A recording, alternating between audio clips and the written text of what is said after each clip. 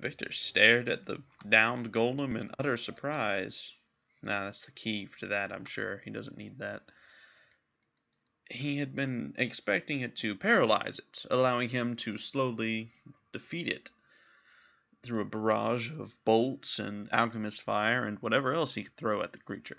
But instead, it had killed it outright almost. The ring had done more than just paralyze it, it had deactivated it, damaged it. He had seen cogs begin to fall off almost immediately.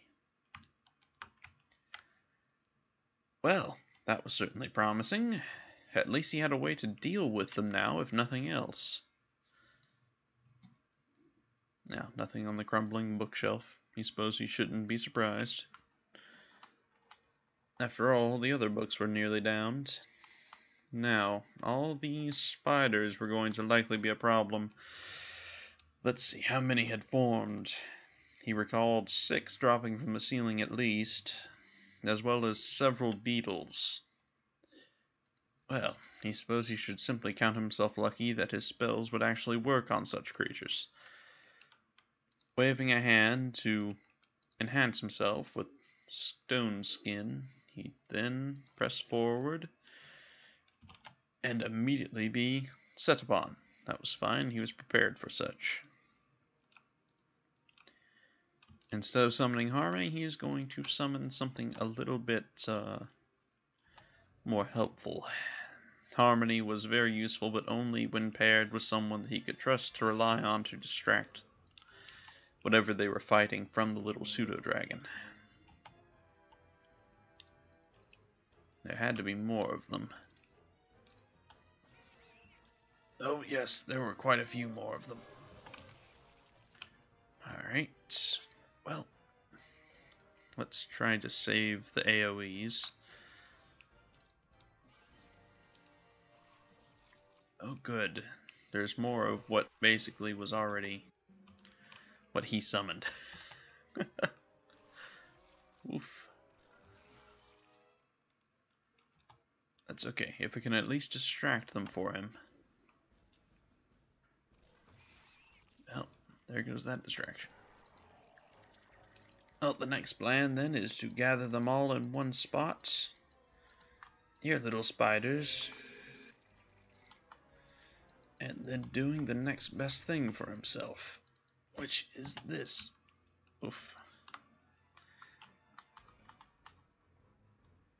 Let's see, we want to target the ground if we can. There we go.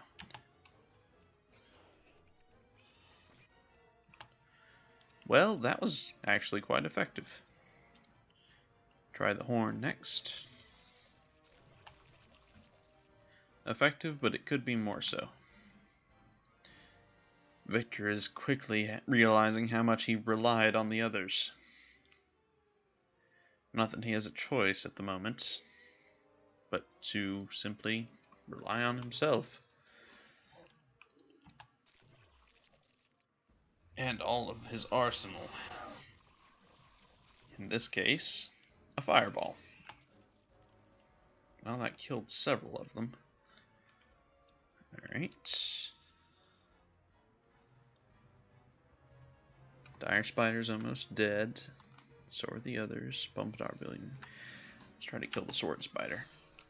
Oh, and of course a Wraith Spider survived as well. Okay. Question then becomes, can he do anything in melee? Unlikely, but possible. No. No, no, no. Most certainly not. Switch out staves. Right, there's that. Oof. Let's see, the Dire Spider's the next complication. Victor is quickly going to have to toughen up a little bit if he intends to survive this entire situation. Alright, now it's only one. Certainly you can handle this, Victor. Or not. Not at all. Alright. Alright, well, Let's see here.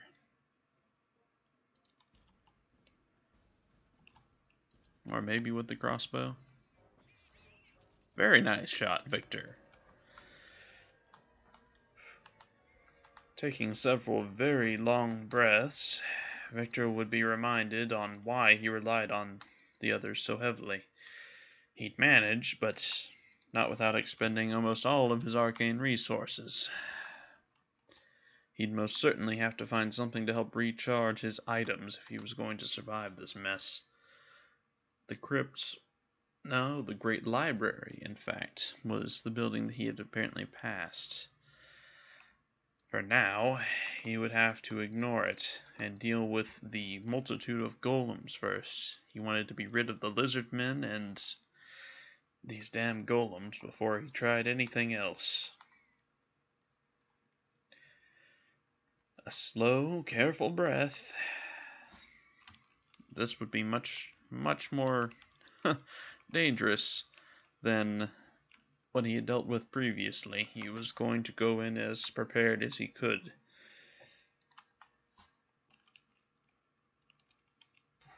Slow breath.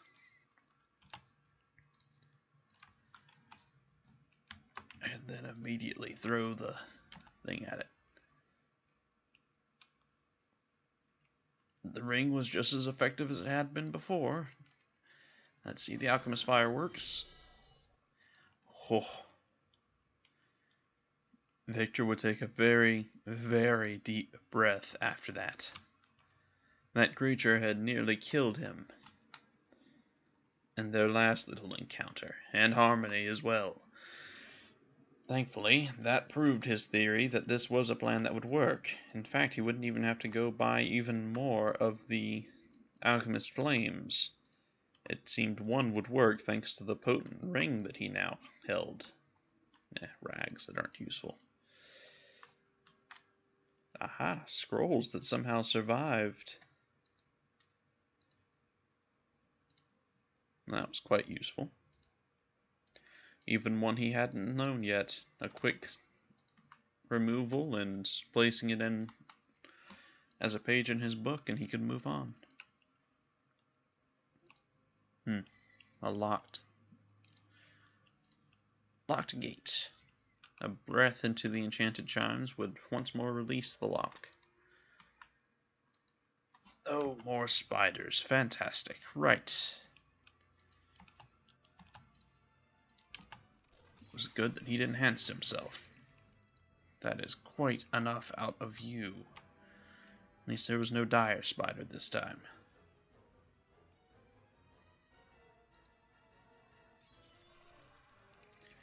Can he damage a sword spider with the staff?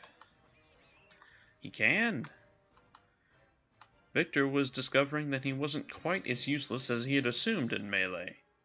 And he certainly was still no good at it, but every little bit helped. A dragon slayer. Everyone knows the story. A blade, a dragon, a titanic struggle, and a virtuous knight saving hundreds, nay, thousands of lives. Yes, everyone knows a version of this tale, but how? Could one sword have traveled the world so completely? Perhaps there have been many, perhaps only a few, but it is likely that weapons such as this have become so well known in legend that their true histories are forgotten. Wow, that is an extremely potent weapon, even if it's only against dragons. It's no use to Victor, of course. He's never going to be using a sword. But it's still something that he will get quite a bit out of. Or perhaps he could break down the enchantment to use for his own means. At least now he had a method to deal with the golems. And perhaps he would find something that could help him recharge his items to help deal with the arachnids and insects that apparently infested this place. Now, he had led out a golem, he was fairly certain, in this direction. The question was where it had gone off to now. He certainly would need to sneak up on it if he wished to, well, not die. Had it followed him? Or had he simply been imagined? No, it had most certainly followed him. Right then. A slow breath, and he would repeat his previous strategy, lifting the ring and immediately chucking some of the alchemist's flames at him. Hopefully this would work twice in a row. And it did. Oof. Fantastic. Victor was slowly regaining his confidence.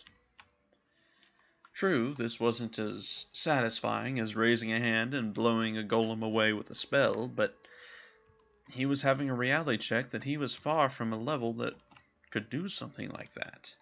He wasn't Drogon, no matter how much he wished he could be, especially now. Instead, a unique plant would catch his eye. Picking it carefully, and realizing it was a branch of giving. The creative forces of nature are focused in this branch, allowing the sapling to be transported without being planted. Once every day, the branch can grow 2 berries, harnessing the powers of fire and ice. The berries can then be fed to one's animal companion, granting them special abilities. Ice berries grant the animals the powers of winter, while flame berries grant the powers of fire. Interesting. Again, of no use to Victor, but perhaps something that he could use in combination in the future. Or simply sell if need be. Narrator had the hiccups, pardon me. Another golem, but Victor was steadily growing more confident in this. He was still very uncertain about dealing with these on his own, but at least now he didn't feel so terrified and gripped by the fear that he could no longer do anything. It was surprisingly satisfying watching the golems go down.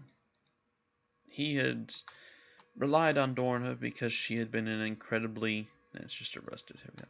She had been an incredibly useful companion. She had been his friend, but perhaps in a way she'd also been holding him back. He had mixed feelings on these thoughts, as it felt far too soon to be trying to find a silver lining within her death, but at the same time he knew that if he didn't focus on the positives right now, he may very well simply cave in and give up. That must be the central chamber. He had no business in there yet. Perhaps once he was satisfied this floor was clear. It seemed to be a running theme that any of these smaller rooms had a golem in them. And like clockwork, no pun intended by any means, he's far too desperate and depressed to be making jokes. But it would appear he'd been right. So each one of these small rooms would likely have a golem. How many were on this floor? The lizard man had said, but he had been too guilt-ridden and angry to really think about it. Rusted weaponry. Gold pieces. Now, was this an exit to another area, or did this lead to another room? Ah, private quarters of some sort. This must have been what the golem had originally been guarding. And of course, now spiders infested it. Now very like his luck. Wraith spiders. Okay, well, deal with one of them. And then see if that will kill it. If it's one-on-one, he feels much more confident he can handle it. Oh, he doesn't even need to missile it. Well, it appeared that against the spiders, at least, his magic was more than capable. That was surprisingly reassuring. He'd been a little bit concerned. A mirror shield. Often confused with the better-known Shield of Mirrors, which has been known to aid in the defeat of Medusa and Basilisk, mirror shields are most often seen on their arms of mage hunters. Aside from their silvered appearance, mirror shields are so named because they can reflect harmful spells cast against their wielder. Wow, that's an extremely useful shield. Probably add that into one of the more potent bags of holding. Well, alright, apologies. Short jump there. I needed to organize my inventory, and some individual decided to pull up and be very loud. So I did a little jump while that was going on. Back to it now. Victor was at a crossroads. That was 4 now of the total golems, not including the butler, of course, that he had decided to put out of its misery. And unfortunately, he was beginning to run low on ways to deal with the spiders. The golems were fairly simple, as he is now fairly easily discovered. However, the spiders and beetles and whatever else may linger here, not so much. Especially with the idea of liches and undead. He'd like to have as many options available to him as possible. So, with this thought, Victor would decide to take a moment to at least recharge his items and try to rememorize his spells, but he can't linger long. Falling back to rest, and now that he was sitting down and stopping, he quickly would pull out the spell book. He had to memorize as much as he could, not just because he needed them, but because he didn't want the thoughts of what had happened to plague his mind. When he was finally done and prepared, Victor would shove the thoughts of guilt and remorse out of his mind and quickly move forward. He had no time for such things right now. Too many lives were at stake. He could punish himself at a different date. Now, there's one exit. And he removed the golem from this area. He was fairly certain this is the one that he had initially retreated from in his state of panic and depression. It would seem so, but he hadn't gathered the loot. Wow. Simply an incredibly potent magical shield, but he's certainly not going to turn it down. Slip it into one of his more potent bags of holding. A rotten club. I really like, as a side out of character note, that they included things like that, like these, just like useless loot. And very powerful. Only the enchanted items have survived. That's really cool. That's a very nice detail. Do I have another 80%? I do. Go in there. There we go. That's another thing that Victor will have to get used to. The simple fact that he no longer has Dorna here to carry things that he was unable to. It was a good thing that he had the chimes to help him deal with locks, and even more than that, it was a good thing that he had all the bags to help carry everything. It seemed being an independent adventurer was much more difficult than he had initially assumed. He truly had taken the dwarven woman for granted. Regrets for another time, he supposed. This is the Arcanist Tower. More beetles. He's fairly certain that there's going to be plenty of things that want to kill him in here. Tried to summon the wolf instead of everything else that had wanted to come and attack them and kill them. See if he can minimize the usage of his oh hello. It would appear not. Right then. Come along, little beetles. While his wolf distracts them, he's going to attempt to gather them all up, but they're going to keep using their abilities. You're going to have to start using melee eventually.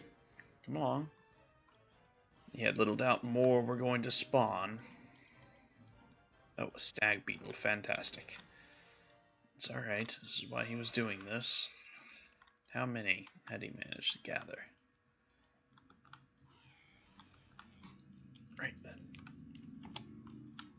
That's quite a few. It's probably now worth doing.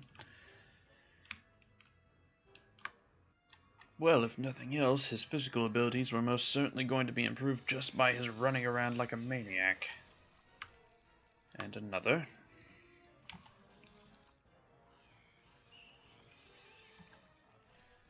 What remains? Well, most certainly kill the stag beetle. It's the most potent threat. It will eventually tear right through his stone skin, and there it goes. The wrath spiders are what's left. It was a good thing he'd taken time to recharge his items. He most certainly would not have a good time otherwise. One for each. Hopefully it'll kill them all.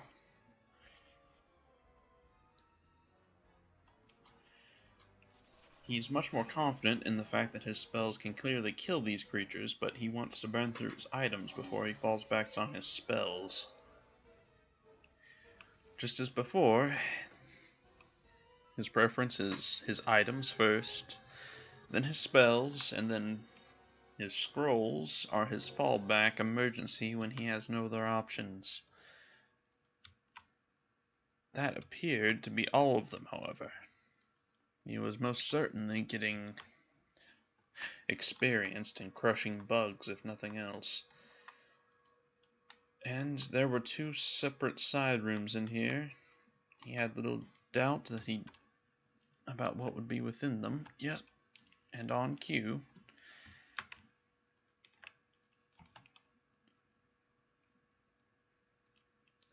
The ring and alchemist fire combination was truly a gift. Without this ring, he most certainly would not be able to survive these encounters. Even with Dorna, he would have had his doubts. He still feels odd thinking such things. It almost feels disrespectful to her. He supposes the main issue is the fact that he hasn't gotten used to the idea of her not being there. Sighing, he would reach into the pools, gathering the gems, until he found one with surprising arcane abilities. A gem of brightness. This crystal appears to be a long, rough prism. Upon utterance of a command word written on the crystal itself, it emits a bright light of one of three sorts. The first type of light shines as brightly as a torch. The second as bright as a ray that can strike and blind a single target. And the last type takes the form of a wide beam out from the gem, blinding all targets in the area.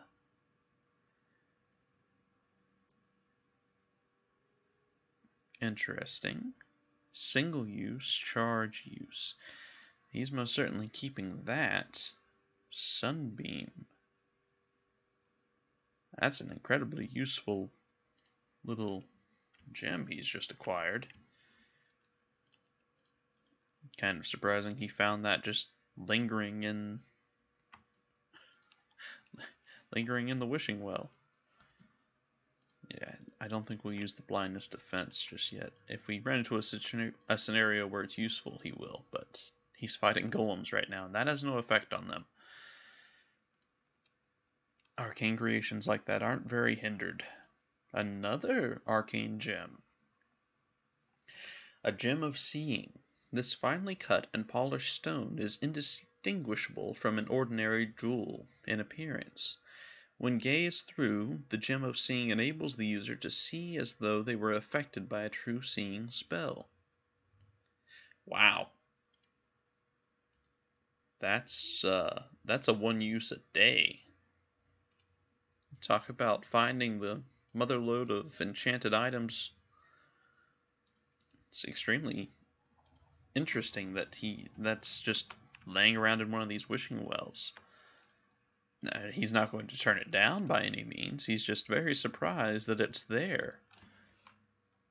Another diamond. That'll be quite useful when he ever gets a moment to himself to actually work on enchanting and crafting. And several more gems. There's a lot of power rings and other items he can use those for. Or just sell them. Again, it depends entirely on what he finds time for. Hello everyone, and thank you for watching. If you enjoy my videos and don't want to miss out on future content, be sure to subscribe and hit that bell notification button. If you'd like to support me on a more personal level, offer recommendations, chat with me, or vote on future series, then consider becoming one of my patrons on Patreon. Thank you once again for all your support, and I can't wait to see you in the next chapter of our story.